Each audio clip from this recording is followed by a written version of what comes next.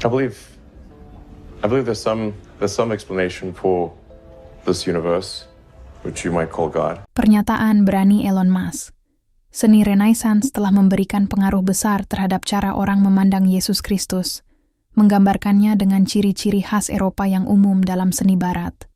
Namun, bukti sejarah menunjukkan gambaran yang sangat berbeda, dan Elon Musk telah membawa hal ini ke perhatian publik.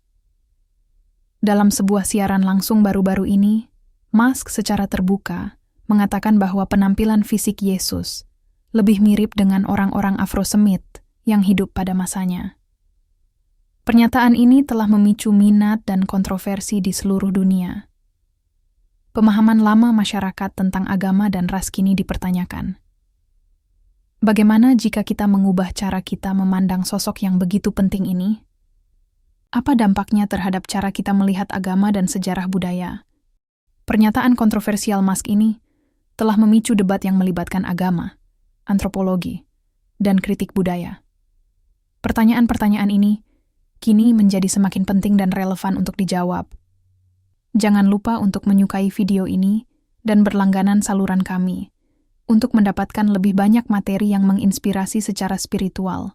Mari kita mulai. Halo teman-teman, selamat datang di channel Karya Vince. Apa yang akan Anda dengar hari ini pasti akan mengejutkan dan membuka wawasan Anda.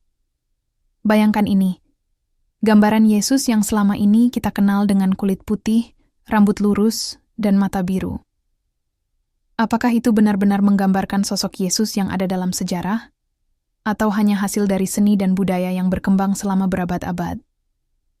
Mungkin Anda sudah pernah berpikir tentang ini sebelumnya, tapi belum ada yang berani mengungkapkan dengan berani, seperti yang dilakukan oleh Elon Musk dalam sebuah siaran langsung baru-baru ini. Elon Musk, yang kita kenal sebagai orang yang sering memicu kontroversi dengan ide-idenya yang berani, kali ini mengungkapkan sesuatu yang benar-benar mengejutkan, bahwa gambaran Yesus yang sering kita lihat saat ini mungkin bukanlah gambaran yang akurat dari sosok Yesus yang sebenarnya. Dalam live stream tersebut, Musk mengungkapkan bahwa jika kita melihat konteks sejarah dan budaya pada zaman Yesus, sangat mungkin, bahkan bisa dikatakan sangat logis, bahwa Yesus memiliki ciri-ciri fisik seperti orang-orang Afro-Semit yang tinggal di wilayah Yudea pada abad pertama, bukan kulit putih, rambut lurus, dan mata biru seperti yang sering kita lihat dalam lukisan-lukisan klasik Eropa. Yesus kemungkinan besar memiliki kulit lebih gelap, rambut keriting, dan wajah yang lebih mirip dengan orang-orang yang berasal dari Timur Tengah atau bahkan Afrika. Kenapa ini penting?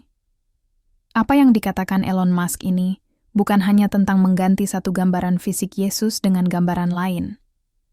Lebih dari itu, ini adalah pembahasan yang memicu pertanyaan mendalam tentang bagaimana sejarah, agama, dan ras dipahami di dunia kita. Bukankah ini menarik untuk dipikirkan? Bagaimana jika Yesus, yang bagi banyak orang adalah simbol cinta, pengorbanan, dan keadilan, digambarkan sebagai seorang pria dengan ciri-ciri fisik yang lebih realistis, sesuai dengan konteks tempat dan waktu, di mana dia hidup? Musk juga menjelaskan bahwa gambaran Yesus yang kita kenal saat ini dengan ciri fisik khas Eropa banyak dipengaruhi oleh seni Renaissance, di mana seniman-seniman seperti Leonardo da Vinci dan Michelangelo yang hidup di Eropa menciptakan gambar-gambar Yesus sesuai dengan ide dan nilai-nilai yang berlaku pada saat itu. Bahkan, gambaran Yesus yang sangat Eropa ini telah menyebar luas melalui seni dan media selama berabad-abad, hingga menjadi citra yang hampir universal di seluruh dunia. Tapi, apa yang terjadi jika kita mulai menerima bahwa Yesus mungkin lebih mirip dengan orang-orang dari Timur Tengah atau Afrika pada zaman itu? Apa artinya bagi cara kita memandang ras, agama, dan bahkan identitas kita sendiri? Begitu banyak pertanyaan yang muncul begitu pernyataan ini terungkap, dan jawabannya bisa sangat mengubah cara kita melihat sejarah dan kepercayaan kita. Reaksi dunia.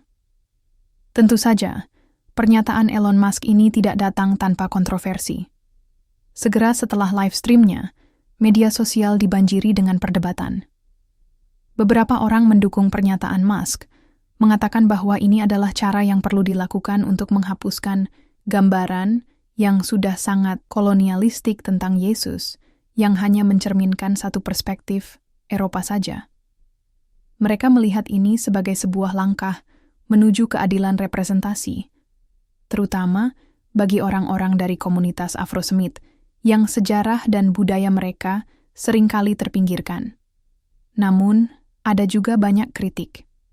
Beberapa orang berpendapat bahwa pernyataan Musk hanya bertujuan untuk mencari perhatian dan bukan untuk memperkaya diskusi serius tentang sejarah agama. Mereka juga mencatat bahwa Musk, meskipun seorang ahli teknologi dan pemikir futuristik, mungkin tidak memiliki pengetahuan mendalam tentang sejarah agama dan teologi. Tapi, apakah itu benar-benar menghalangi seseorang untuk mengungkapkan pandangan yang dapat memicu diskusi besar tentang sesuatu yang sudah lama terabaikan? Selain itu, ada pandangan konservatif yang merasa bahwa citra Yesus yang selama ini digambarkan sebagai pria Eropa bukan hanya sekadar sebuah gambar. Bagi mereka, gambaran ini sudah sangat terkait dengan hubungan pribadi mereka dengan iman dan ajaran Yesus. Mengubah gambaran ini bisa dirasakan sebagai ancaman terhadap keyakinan spiritual mereka yang sudah berlangsung lama. Mendalami asal-usul gambaran Yesus. Mari kita melihat lebih dalam ke dalam sejarah. Di dunia seni, kita tahu bahwa gambaran Yesus sangat dipengaruhi oleh budaya dan tradisi yang ada pada zamannya. Pada zaman Renaissance, seniman Eropa cenderung menggambarkan Yesus dengan ciri-ciri Eropa untuk menyesuaikan dengan audiens dan budaya tempat mereka berada.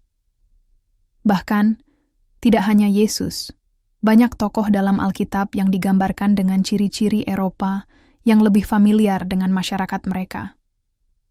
Namun, banyak peneliti sejarah dan arkeologi yang berpendapat bahwa Yesus, yang lahir di Yudea pada abad pertama, kemungkinan besar memiliki ciri-ciri fisik yang lebih mirip dengan orang-orang yang tinggal di Timur Tengah atau Afrika pada saat itu.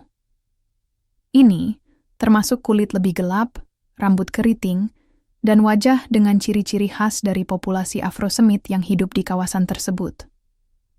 Seni yang lebih tua, terutama yang ditemukan di wilayah Bizantium dan Ethiopia, menggambarkan Yesus dengan tampilan yang sangat berbeda dari citra Eropa yang kita kenal hari ini.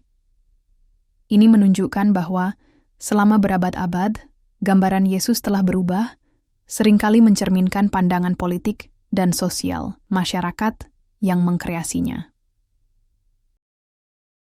Perubahan paradigma dan implikasi global. Perubahan pandangan tentang gambaran Yesus ini bukan hanya soal seni. Ini bisa menjadi titik balik dalam cara kita memahami agama dan sejarah, serta dampaknya terhadap masyarakat dan budaya kita. Dengan menggambarkan Yesus sebagai sosok yang lebih dekat dengan realitas budaya di mana dia hidup, kita bisa mulai melihatnya sebagai simbol yang lebih inklusif dan menggugah perasaan solidaritas antar ras dan bangsa.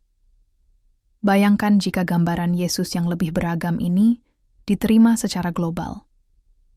Ini bukan hanya akan memengaruhi bagaimana kita memandang agama, tetapi juga bisa mengubah cara kita berpikir tentang ras, identitas, dan keadilan sosial.